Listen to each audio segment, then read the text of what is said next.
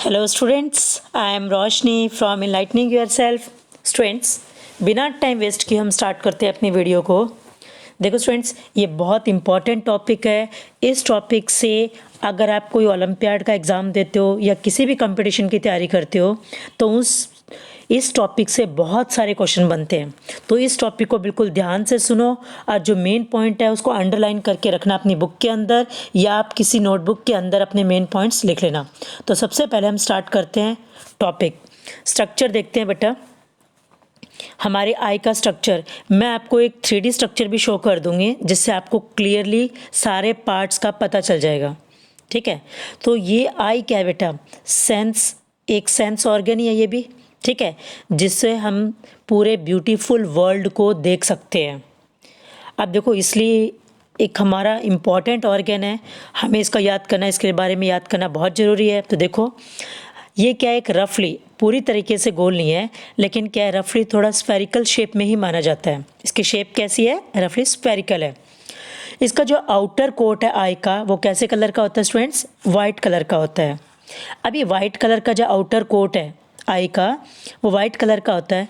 तो ये क्यों, इसका रीज़न क्या है कि ये इसका काम क्या है? वैसे स्टूडेंट्स, रीज़न नहीं, इसका क्या, व्हाट इज़ इट्स इम्पोर्टेंस। सो ये कैसे बिल्कुल टफ सा होता है और प्रोटेक्ट करता है हमारा इंटीरियर ऑफ द आई के अंदरूनी भाग को प्रोटेक्ट करता है। अगर बाई चांस एक्सीडेंटली कोई चीज़ लग ना जाए आँख में, तो ये आउटर थोड़ी सी टफ कोटिंग होती है बाहर की तरफ की।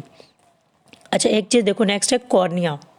देखो स्टूडेंट्स, जब भी आँख दान करते हैं, आपने सुन रखा होगा आई डोनेट करनी चाहिए। ठीक है, ताकि मरने के बाद अगर आइस का हमारे बॉडी पार्ट्स में कोई यूज़ नहीं है, ठीक है, तो डेथ के बाद अगर हमने आई डोनेट में अपना नाम लिखवा रखा है तो वो पर्सन आफ्टर डेथ आइस को निकाल के लेके जाते हैं। तो उसमें वो कौन सा पार्ट लेके जाते हैं? That is cornea. कॉर्निया का ही वो पार्ट आइस का होता है जो लेके जाते हैं। और ये सबसे बाहरी पार्ट होता है जो ट्रांसपेरेंट है। ट्रांसपेरेंट, जो सबसे फ्रंट में जो पार्ट दिखता है ना, ट्रांसपेरेंट, उसको कहते हैं कॉर्निया। ठीक है, और ये अलाउ करता है लाइट को। कॉर्निया का काम क्या है students? Cornea, light entering through thin membrane, जहाँ से लाइट एंटर होती है, थिन सी मेम्ब्रेन, पतली सी एक मेम्ब्रेन होती है, सो उसको हम कहते हैं कॉर्निया। ठीक है, ये front surface of the eye ball के फ्रंट सरफेस पे होता है। दूसरा देखो स्टूडेंट्स, कॉर्निया के बाद dark muscular structure called iris.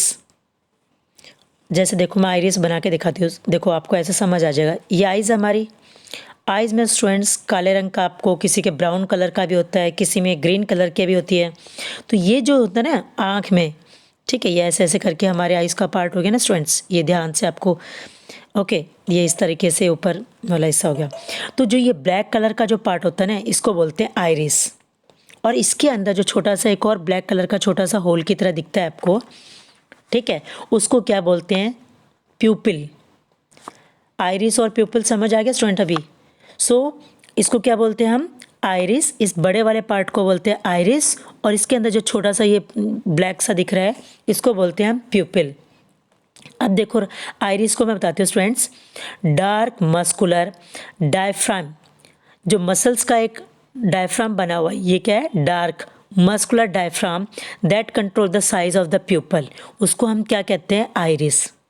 Dark muscular diaphragm that control the size of the pupal, उसको क्या कहते हैं स्टूडेंट्स? आइरिस। क्या कहते हैं इसको हम? आइरिस। ठीक है, अब देखो स्टूडेंट्स, नेक्स्ट है आइरिस के अंदर हमने पार्ट जो मैंने आपको बताया, उसको क्या कहते हैं? प्यूपिल। प्यूपिल का काम क्या है? रेगुलेट। देखो, ये क्या करता है? Control the amount of light entering the eye. ये कंट्रोल, लेकिन कंट्रोल कैसे करेगा? ये प्यूपिल का साइज बड़ा और छोटा होता है, लेकिन इसकी रेगुलेट कौन कर रहा है इसको? ये रेगुलेट कौन कर रहा है? वो कर रहा है आइरिस। ये हमेशा क्वेश्चन आता है, क्योंकि आइरिस ही इसके साइज़ को, जो प्यूपिल का साइज़ कम ज़्यादा कर रहा है, वो कौन कर रहा है? आइरिस करता है, प्यूपिल के साइज़ को छोटा करना या बड़ा करना। सो आइरिस रेगुलेट भी करता है और आप उसको कह सकते हो कंट्रोल भी करता है the amount of light entering the eye. अब देखो स्टूडेंट्स, यहाँ पे आप देखो इसको ध्यान से, ये वाला पार्ट बहुत इंपॉर्टेंट है। So iris is that part of the eye which give its distinctive colour, और ये वही पार्ट है जिससे हमारे आई का कलर, जो पिगमेंट होती है आइस के अंदर वो कहाँ प्रेजेंट होती है। जैसे हमने पता है प्लांट्स के अंदर ग्रीन कलर की पिगमेंट होती है जिसको हम कहते हैं क्लोरोफिल, तो इसमें भी पिगमेंट होती है स्टूडेंट्स। उस पिगमेंट की वजह से ही जो आइस का अलग अलग कलर आता है, जैसे ग्रीन कलर आपने देख रहा होगा ना, कुछ आइस का कलर कैसा होता है, ग्रीन, कुछ आइस का कलर होता है ब्लैक, किसी की ब्लू आइस भी होती है, ठीक है, ब्राउन आइस। तो ये सारा रीज़न क्या है, आइरिस की वजह से ही आई का कलर होता है। और जो कलर ऑफ द आइस इसी से होता है। दूसरा देखो, iris control the amount of light entering into the eye, ये टॉपिक सबसे ज़्यादा इम्पॉर्टेंट है। अगर पूछ ले आइरिस का फंक्शन क्या है, so iris control the amount of light, भी कितनी मात्रा में लाइट आइज़ में जानी चाहिए, कितनी नहीं जानी चाहिए। सो कौन कंट्रोल कर रहा है, अमाउंट ऑफ लाइट, अमाउंट, ठीक है। सो वो कौन कंट्रोल कर रहा है स्टूडेंट्स, आइरिस। और फिर it control the amount of light entering the eyes. अब प्यूपिल के बिहाइंड में क्या होगा हमारा, हमने देखा है कि इसके अंदर एक वो ओपनिंग, प्यूपिल वाला पॉइंट छूट गया तो प्यूपिल का और बता देती हूँ। आइरिस के अंदर स्मॉल ओपनिंग होती है जिसको हम क्या कहते हैं स्टूडेंट्स, प्यूपिल। आई के अंदर जो आइरिस है, आइरिस के अंदर स्मॉल जो ओपनिंग होती है उसको हमने बता दिया प्यूपिल होती है। अब प्यूपिल के बिहाइंड में, प्यूपिल के जहाँ पर प्यूपिल है उसके behind the pupil of the eye, वहाँ पे क्या होता है, एक स्टूडेंट लेंस होता है। कौन सा लेंस होता है स्टूडेंट्स, मैं आपको शेप बना के दिखाती हूँ इस शेप में। अब आप सबको पता है ये शेप कौन सा लेंस की है, जिसको हम बोलते हैं कन्वेक्स लेंस। ये कौन सा लेंस है स्टूडेंट्स, कन्वेक्स लेंस। अब कन्वेक्स लेंस कौन सा होता है, जो बीच में से थिक और दोनों साइड से क्या होता है, thinner. So thicker at the centre और थिनर कहाँ होता है, कॉर्नर पे। अब देखो रेटिना, एक मिनट इसको यहाँ से हटा देती हूँ थोड़ा सा इसको, हाँ। अब देखो स्टूडेंट यहाँ पे नेक्स्ट पॉइंट है इसका।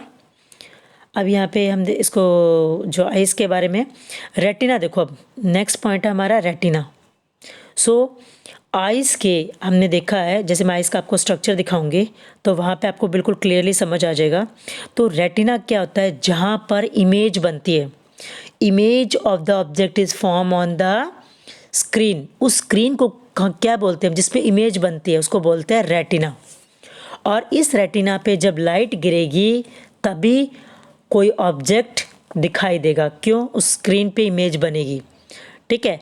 तो अगर लाइट, जैसे हमने देखा किसी ऑब्जेक्ट पे लाइट गिरी है, अब उस ऑब्जेक्ट से लाइट टकरा के जब हमारी आइस के रेटिना पे गिरती है तो रेटिना पे कुछ सेल्स होते हैं जो क्या हो जाते हैं, लाइट सेंसिटिव सेल्स होते हैं, जो कि वहाँ पर इमेज बनाने में हेल्प करते हैं। तो ये लाइट सेंसिटिव सेल ही होते हैं, ओके, जिसकी वजह से हम डे टाइम में देख पाते हैं। तो अब देखो स्टूडेंट्स, ये लाइट सेंसिटिव सेल और जो टू काइंड ऑफ सेल है, इसको हम थोड़ा आगे एक बार डिस्कस करेंगे। सबसे पहले हम मेन पॉइंट देख लेते हैं कि इमेज जहाँ बनती है उस पार्ट को हम क्या बोलते हैं, रेटिना। अब देखो रेटिना कंटेन्स कुछ नर्व सेल्स होते हैं, या उसको बोल देते हैं कुछ ऐसे सेल्स जो बिल्कुल सेंसिटिव होते हैं, जैसे उसके ऊपर लाइट गिरी तो वो क्या है, वर्क करना शुरू करेंगे। तो वो दो कौन से काइंड के सेल्स होते हैं, एक तो होते हैं कोन सेल्स और दूसरे होते हैं रोड सेल्स। कोन सेल्स को बोलते हैं बेटा सेंसिटिव टू ब्राइट लाइट, जब तेज प्रकाश होगा तभी ये सेल्स, कोन के सेल्स वर्क करेंगे। रात में क्या है, देखो रात में बिल्कुल डिम हो जाती है लाइट। अब जैसे डिम हो जाएगी लाइट तब आप देखना आपको सब बिल्कुल धुंधला दिखेगा, बिल्कुल दिखना धीरे धीरे क्या है, बिल्कुल अंधेरा हो जाएगा। तो इनके ऊपर लाइट नहीं गिरेगी, कौन सेल्स पे लाइट नहीं गिरेगी कौन सेल्स पे, तो हम कुछ भी देख नहीं पाएंगे, ठीक है। सो जैसे मान लीजिए कोई ऑब्जेक्ट है, उसके ऊपर लाइट गिरी, वो लाइट सीधी हमारी क्या है, लेंस से पास होके कहाँ जाके गिरती है वो लाइट, हमारे रेटिना पे, और वहाँ पे ये सेल्स होते हैं जो सेंसिटिव होते हैं, ठीक है, और हम चीज़ों को देख पाते हैं। और दूसरा क्या है, कौन किस एक और चीज़ के लिए भी रिस्पॉन्सिबल है, कलर। क्या है स्टूडेंट्स, कलर। ये कौन सेल्स कलर भी हमें दिखाते हैं। आपने देखा होगा हमारे आसपास जितनी भी चीज़ें कलरफुल, मान लो प्लांट्स ग्रीन कलर के हैं, ठीक है, कोई फ्लावर है वो रेड कलर का है, पिंक कलर का है, ब्लू कलर का है, ठीक है, स्काई हमें ब्लू कलर की दिख रही है, या कोई ग्रास है हमें ग्रीन कलर की दिख रही है, हमें सॉइल कहीं पे ब्लैक या ब्राउन कलर की दिख रही है। तो जितने भी कलर दिख रहे हैं वो किसकी वजह से दिखते हैं? कोन की वजह से। तो इसमें एक और चीज़ नोट करो, जैसे ही शाम को अंधेरा होने लग जाता है तो कोन सेल्स को कैसी लाइट चाहिए? तेज़ लाइट चाहिए, ब्राइट लाइट चाहिए, जो डे टाइम पे होती है, रात को नहीं होती।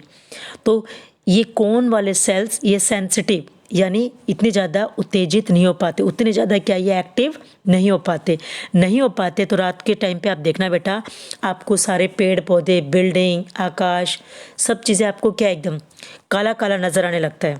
कोई भी आप दूर से घर देखोगे, आप कोई बिल्डिंग देखोगे, पोल देखोगे, कोई वायर देखोगे, सारा आपको क्या है? कलर, क्योंकि उस वक्त ब्राइट लाइट होगी नहीं तो ये सेंसिटिव नहीं होंगे तो ये कलर भी शो नहीं करेंगे। इसलिए दूसरे टाइप के जो सेल्स होते हैं उनको हम बोलते हैं रॉड सेल्स। क्या बोलते हैं? Rod sales. अब जो स्टूडेंट्स ये जो रॉड सेल्स होते हैं ये कब एक्टिव होते हैं? रॉड सेल्स होते हैं डिम लाइट में एक्टिव, रात के समय एक्टिव होते हैं। तो हमें जब रात का समय होता है तो रॉड, देखो ह्यूमन बींग्स के अंदर रॉड सेल्स कम है, कोन सेल्स ज़्यादा है। रॉड सेल्स क्या है? लेस। रॉड सेल्स लेस है और कोन सेल्स क्या है स्टूडेंट्स? मोर, बहुत ज़्यादा है कोन सेल्स। इसलिए, लेकिन आपने देखा होगा हमने कहा है आउल, उल्लू को रात में बहुत दिखाई देता है और हमें नहीं दिखाई देता। क्यों? क्योंकि उसके अंदर रॉड सेल्स ज़्यादा है और वो रॉड सेल्स कब काम करते हैं? जब डिम लाइट होगी। और रात को लाइट क्या होती है स्टूडेंट्स? बिल्कुल डिम, और वो इसलिए देख पाता है। और एक और है, उसके अंदर जो ये हमारा आइरिस है ना बेटा, ये आइरिस का साइज़ भी क्या होता है? थोड़ा सा बड़ा होता है। कौन? रॉड सेल्स भी उसमें ज़्यादा होते हैं और आइरिस का साइज़ भी क्या होता है? आउल के अंदर, आउल में जो इसकी आइज़ है, आइज़ में आइरिस का साइज़ भी बड़ा होता है, रॉड सेल्स ज़्यादा होते हैं और वो डिम लाइट में एक्टिवेट होते हैं। तो इसी कारण रात को आउल को जो चीज़ें, जो पक्षी है जैसे बिल्ली है, इसको रात को भी दिखाई देता है, ठीक है। सो कुछ जानवर है जो रात को देख पाते हैं, वो रीज़न ये होता है। अब देखो स्टूडेंट्स, मैं यहाँ पे आपको दिखा देती हूँ, ये डायग्राम है। सो जैसे ही लाइट यहाँ पे गिरती है बेटा, पहले लाइट किससे पास होके जाएगी? कॉर्निया से। कॉर्निया क्या होगा? ट्रांसपेरेंट कवरिंग होगी। वहाँ से कॉर्निया जब लाइट पास होके जाएगी, अब वहाँ से लेंस से ये लाइट कहाँ गिरती है बेटा? यहाँ पे है, ठीक है। लेकिन उससे पहले यहाँ पे क्या है, ये इसकी जो ऑब्जेक्ट है, ऑब्जेक्ट की इमेज को ये क्या है? लेंस, उस लेंस क्या है? ऑब्जेक्ट की इमेज को एडजस्ट कर देता है रेटिना पर, ठीक है। तो यहाँ से जैसे ही लाइट इसमें से पास होके जाएगी, किसके अंदर से बताया बेटा मैंने? ये लेंस है। इस लेंस को हम क्या बोलते हैं? Convex lens. कनकेव नहीं है, ये कॉन्वेक्स लेंस है। सो कन्वेक्स लेंस क्या करता है? जैसे ऑब्जेक्ट यहाँ पर है, मान लीजिए ये पेड़ है, ठीक है। सो इस पेड़ को इसके साइज़ के अकॉर्डिंग ये लेंस क्या है? इस इमेज को एडजस्ट करेगा और कहाँ बनाएगा ये इमेज? रेटिना पे बनाता है। यहाँ पे रेटिना पे इमेज बनती है। रेटिना पे इमेज कैसे बनती है बेटा? ये ट्री ऊपर की तरफ है ना, तो ये ट्री कैसा दिखेगा? ऐसे उल्टा दिखाई देगा। कहाँ पर? रेटिना पे, ठीक है। सो जैसे ही लाइट गिरेगी, हमारा लेंस उस ऑब्जेक्ट को क्या है? सिलेरी मसल्स भी उसमें हेल्प करेगी, क्योंकि सिलेरी मसल्स ही अटैच है, किसके अटैच है? लेंस के। कौन सा lens? Convex lens. So ciliary muscles क्या है? इसको एडजस्ट करेगी, किसको? लेंस को। कि ऑब्जेक्ट ज़्यादा दूर है तो थोड़ा उसको, लेंस को, उसका साइज़ थोड़ा सा थिक कर देगी। ऑब्जेक्ट पास में है तो उसका साइज़ क्या है? तो साइज़ थिन और थिक कौन करता है? सिलेरी मसल्स उसको हेल्प करती है। और साइज़ थिन और थिक होने की वजह से क्या है? प्रॉपर इमेज कहाँ बन पाती है स्टूडेंट्स? रेटिना पे। अगर ये जो साइज़, जो मैंने क्या बताया, लेंस का साइज़ है, जो ये थिन हो रहा है लेंस, कभी थिक हो रहा है, ठीक है। तो ये सिलेरी मसल्स क्या है? अपनी तरफ जैसे सिलेरी मसल्स कॉन्ट्रैक्ट और रिलैक्स होती रहती है। क्या बताया मैंने? सिलेरी मसल्स कॉन्ट्रैक्ट और रिलैक्स, कभी ये कॉन्ट्रैक्ट होती है और रिलैक्स होती है। उसकी वजह से प्यूपल का साइज़, प्यूपल का नहीं, लेंस का साइज़ जो है ना वो चेंज होता रहेगा। और इस चेंजिंग की वजह से ही ठीक है। अब ये अपने आप चेंज करते रहते हैं कि दूर ऑब्जेक्ट ज़्यादा दूर है तो उसको क्या करना है, ऑब्जेक्ट पास में है तो लेंस को क्या करना है, और इमेज प्रॉपर कहाँ बननी चाहिए, रेटिना पे बनाने के लिए। अब ये एडजस्टमेंट पावर क्या है, जैसे जैसे ओल्ड एज होती जाती है वैसे वैसे ये एडजस्टमेंट पावर क्या हो जाती है बेटा, ख़त्म हो जाती है। और इसी के कारण आपने देखा होगा कि प्रॉपर ऑब्जेक्ट की इमेज, जैसे मान लो ये ट्री है, इसकी इमेज रेटिना से या तो पहले बन जाती है या इसकी रेटिना के पीछे बिहाइंड में बनती है। क्योंकि इसकी पावर ख़त्म हो जाती है, तो इसीलिए वहाँ पे हम चश्मा में क्या है लगाते हैं, लेंस। चश्मा में क्या लगाते हैं स्टूडेंट्स, लेंस लगाते हैं, ताकि इमेज ना तो पहले बने रेटिना से ना बाद में बने। कहाँ बने, बिल्कुल प्रॉपर, क्योंकि ये लेंस एडजस्ट ही नहीं कर पाता, लेंस की एडजस्टमेंट पावर ख़त्म हो जाती है ओल्ड एज में। ठीक है, ओल्ड एज में लेंस की एडजस्टमेंट पावर क्या हो जाती है स्टूडेंट्स, ख़त्म हो जाती है। तो इसी के कारण, या ओल्ड एज नहीं स्टूडेंट्स, कई बार आइज का ये डिफेक्ट ही है, अगर हम प्रॉपर न्यूट्रिएंट्स, डाइट्स और हर चीज़ का ध्यान नहीं रखते हैं हमारे आइज़ के पार्ट्स का, तो क्या हो जाता है, इमेज प्रॉपर रेटिना पे नहीं बन पाती, या तो इमेज रेटिना से पहले बनती है या रेटिना के बाद बनती है। तो लेंस क्या करते हैं, जब हम लेंस लगाते हैं उसकी वजह से लेंस प्रॉपर उस इमेज को ना ही पीछे दिखाता ना ही आगे दिखाता, उसको पूरा फोकस कहाँ कर देता है, रेटिना पे कर देता है। तो दो टाइप के जो डिफेक्ट होते हैं उसको बोलते हैं हम आइज़ के, एक तो होता है हाइपरमेट्रोपिया, ठीक है, और दूसरा होता है माइपिया। तो इसके बारे में हम बाद में डिस्कस कर लेंगे स्टूडेंट्स। सो एक बार मैं पहले आपको ये आइज़ का स्ट्रक्चर दिखा देती हूँ। तो यहाँ पे मैंने आपको बताया था आइज़ का, तो यहाँ पे जो ये स्टूडेंट्स, ये लेंस हो गया, लेंस से आगे यहाँ पे क्या हो गया, ये आइरिस है, और बीच में जो ब्लैक कलर का होता है, ठीक है, उसको हम बोलते हैं प्यूपिल, और जो आगे ट्रांसपेरेंट वाला जो हिस्सा है, बिल्कुल ट्रांसपेरेंट, उसको हम बोल देते हैं कॉर्निया। और ये जो लेंस को जिसने होल्ड कर रखा है वो कौन सी मसल्स है, सिलेरी मसल्स। अब एक चीज़ और याद रखो बेटा, जो एक्वस ह्यूमर और विट्रस ह्यूमर क्या है, दो फ्लूइड होते हैं। फ्लूइड मतलब आप कह सकते हो दो लिक्विड की चीज़ होती है। तो कॉर्निया और लेंस के बीच में जो फ्लूइड भरा होता है, देखो ये हो गया कॉर्निया, ठीक है, देखो ये हो गया कॉर्निया और ये हो गया लेंस। अब इन दोनों के बीच में जो स्पेस बचा हुआ है ना, इस स्पेस में क्या होता है, एक लिक्विड लाइक का फ्लूइड भरा होता है। तो मैं क्या बोल रही हूँ, the fluid that fills the space between the cornea and the lens of the eye. So जो फ्लूइड जो स्पेस को फिल कर देता है, कहाँ पे फिल करता है स्पेस को, कॉर्निया, क्या बताया मैंने, कॉर्निया और लेंस के बीच में। तो देखो ये कॉर्निया और लेंस के बीच में या कौन सा फ्लूइड प्रेजेंट होता है स्टूडेंट्स, कॉर्निया और लेंस के बीच में, उसको बोलते हैं हम एक्वस, AQUEOUS, क्या बोलते हैं उसको हम, एक्वस ह्यूमर, HUMOUR। सो एक्वस ह्यूमर फ्लूइड कहाँ भरा होता है, कॉर्निया और लेंस के बीच में। अब दूसरा देखो, एक और फ्लूइड मिलता है हमें, दूसरा फ्लूइड है जिसको हम बोलते हैं लेंस और रेटिना। लेंस और रेटिना के बीच में यहाँ पे जो फ्लूइड, जेली लाइक कलरलेस जो फ्लूइड भरा था, उसको हम बोलते हैं स्टूडेंट विट्रस ह्यूमर। क्या बोलते हैं, vitreous humour, VITREOUS, vitreous humour, वही सेम HUMOUR। याद रखो इस चीज़ को, ये बहुत इंपॉर्टेंट है। विट्रस ह्यूमर कहाँ बड़ा होता है, लेंस और रेटिना के बीच में। एक्वस ह्यूमर कहाँ प्रेजेंट होता है, कॉर्निया और लेंस के बीच में। अब देखो कौन सा एक ऐसी जगह पर है जहाँ पर कोई इमेज नहीं बनती, तो स्टूडेंट्स मैंने कहा यह है रेटिना, ठीक है, लेकिन यहाँ पे देखो थोड़ा सा पार्ट कट है, तो यहाँ पे इस पॉइंट को बोलते हैं ब्लाइंड स्पॉट। क्या बोलते हैं स्टूडेंट हम, ब्लाइंड स्पॉट। एक बार यहाँ पे दिखा देती हूँ मैं आपको, ये रहा ब्लाइंड स्पॉट। क्यों है ये ब्लाइंड स्पॉट, क्योंकि लाइट है वो कभी भी यहाँ पे नहीं, यहाँ गिरती है, यहाँ पे गिरती है, ठीक है, तो यहाँ के जो कॉर्न सेल्स है, रॉड सेल्स है, वो एक्टिवेट हो जाते हैं, चाहे वो डिम लाइट हो या ब्राइट लाइट हो। लेकिन यहाँ पे देखो रेटिना है ही नहीं, कोई भी कॉर्न सेल्स है ही नहीं यहाँ पे। तो ये कौन सा पाथ है जहाँ पर ऑप्टिक नर्व जो हमारे सिग्नल्स को, जो इमेज बनी है उन सिग्नल्स को कहाँ पे लेके जा रही है, ब्रेन में।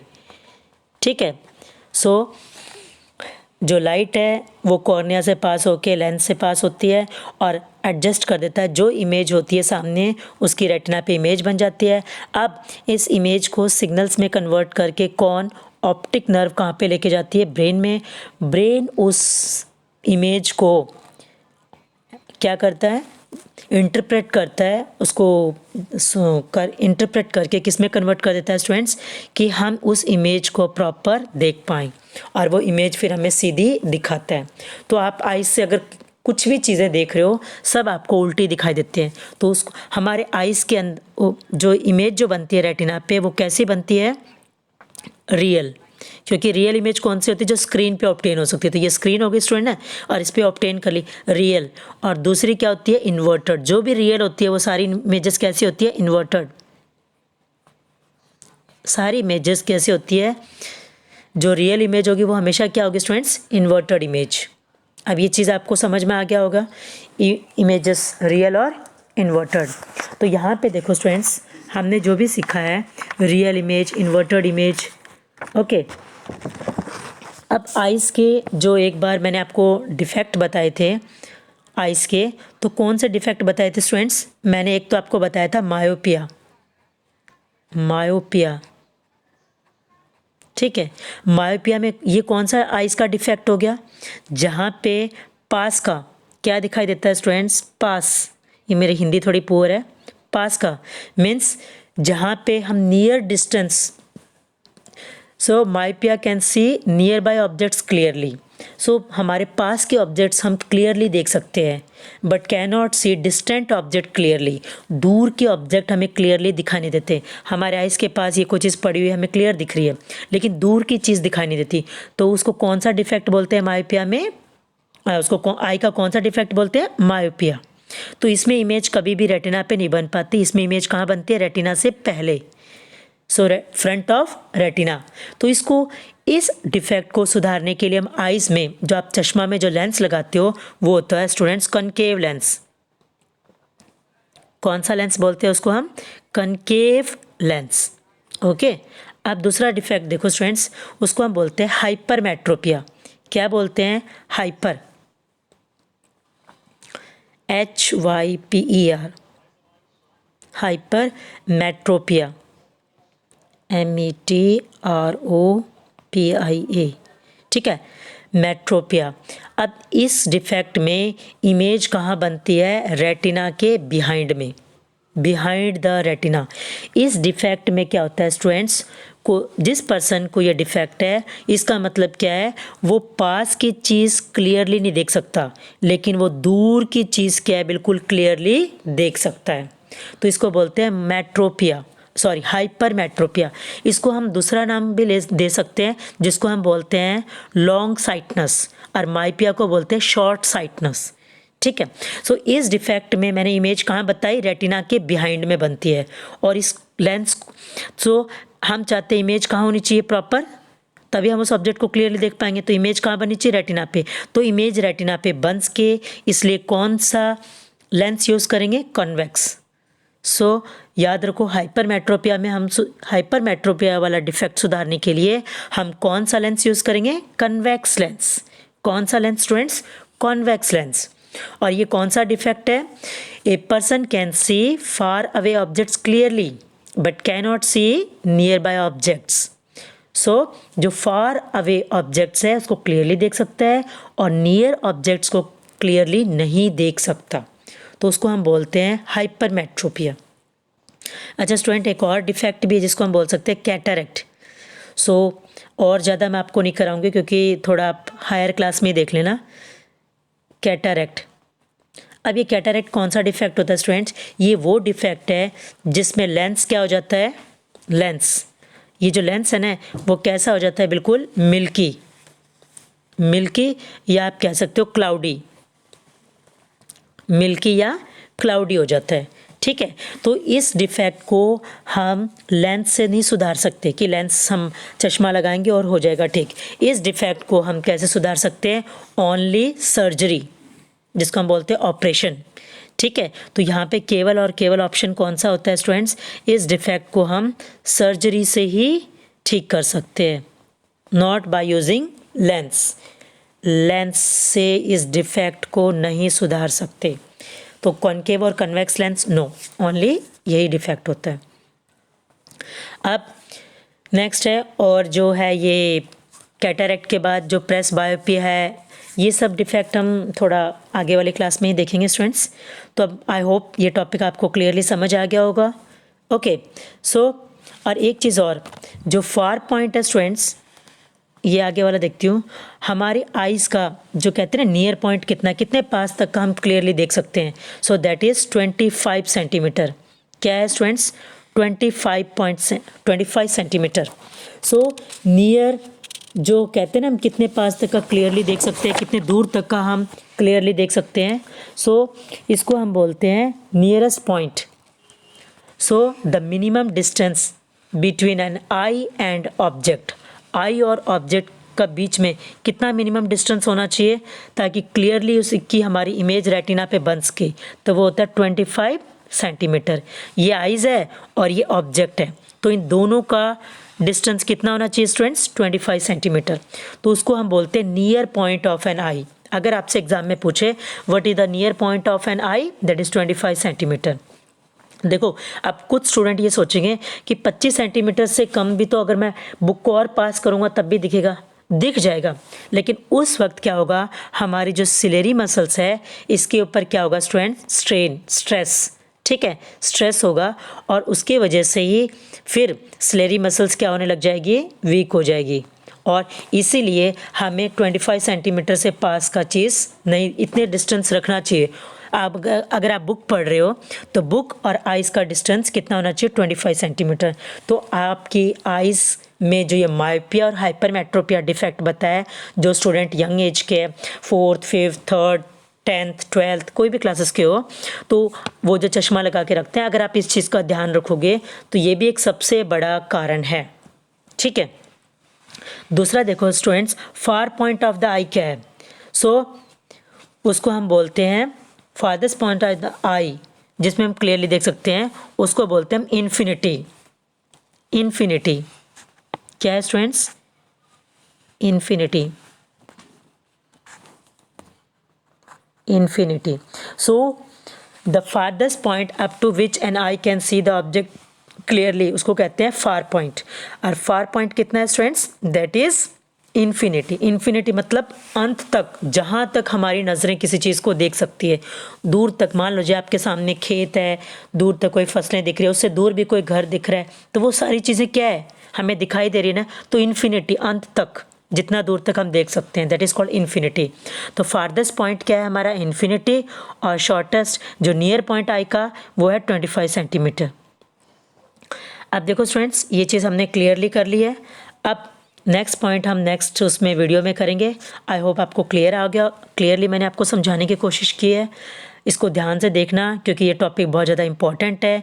इसकी वर्किंग मैंने आपको ज़्यादा नहीं समझाई है स्टूडेंट्स, क्योंकि वर्किंग समझने के लिए थोड़ा आपको पॉइंट क्लियर नहीं हो पाएगा। वर्किंग मैं किसी और वीडियोस में आपको समझा दूंगी। इसमें केवल मैंने आपको स्ट्रक्चर, डिफेक्ट और आइज़ के अलग अलग पार्ट्स को एक्सप्लेन किया है, लेकिन बीच बीच में थोड़ा बहुत आइज़ वर्क किस टाइप से करती है वो भी मैंने आपको समझाने की कोशिश की है। बट ज़्यादा एक्सप्लेनेशन नहीं की मैंने वर्किंग की, आपके लेवल के अकॉर्डिंग ही करवाया है। स्टूडेंट्स, आज का क्वेश्चन है what is the near point of an eye. क्या बताया मैंने क्वेश्चन आज का, what is the near point. So what is the near point of an eye. So you have to give your answer in my comment box. So thank you students for watching my videos. और सभी students के जो मुझे best wishes देते हैं, जो students videos को like share कर रहे हैं, जो स्टूडेंट मुझे पॉजिटिव कमेंट दे रहे हैं। देखो स्टूडेंट, मुझे कभी भी किसी बच्चे ने अगर नेगेटिव कमेंट भी लिख के दे दिया है, मुझे कभी गुस्सा नहीं आता। क्यों? क्योंकि देखो स्टूडेंट, एक अच्छा गुरु वही होता है जो अपने अंदर की गलतियों को सुधारे। ठीक है। जहाँ पे मुझे लगता है कि मुझे इस पार्ट को और इस तरीके से समझाना चाहिए, मैं अपने आप में इम्प्रूवमेंट करती रहूँगी और आपको हर कॉन्सेप्ट क्लियर करने में हेल्प करूँगी। ठीक है। Thank you students for watching my videos.